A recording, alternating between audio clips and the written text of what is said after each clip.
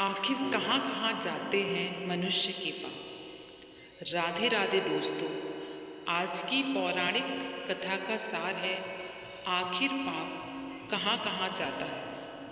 इसी संदर्भ में एक बार एक ऋषि ने सोचा कि मनुष्य गंगा जी में अपने पाप धोने जाते हैं तो सारे पाप तो गंगा जी में ही समा जाते होंगे, तो इस तरह तो गंगा भी पापी हो जाएगी।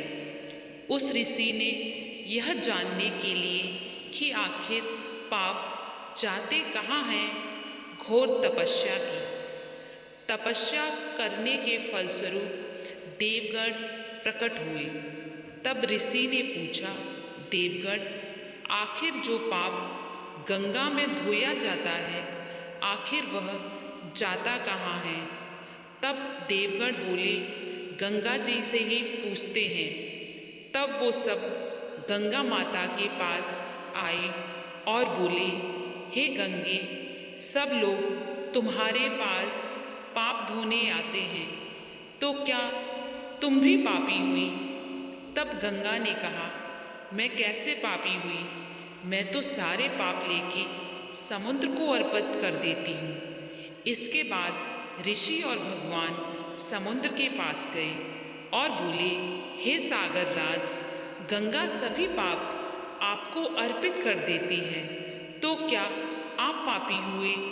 तब समुद्र ने कहा, वो कैसे पापी हुए, वो तो सारे पाप भाप बनाकर बादल बना देते हैं। अब ऋषि और भगवान दोनों ही बादल के पास गए और बोले, समुद्र पाप को भाप बनाकर बादल बना देते हैं, तो क्या आप पापी हुए।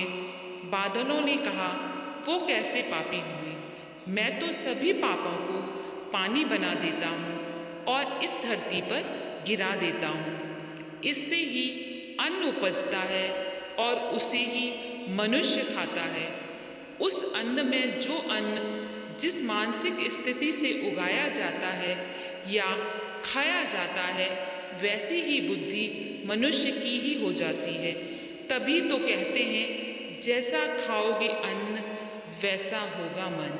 जय श्री राधे, जय श्री कृष्णा।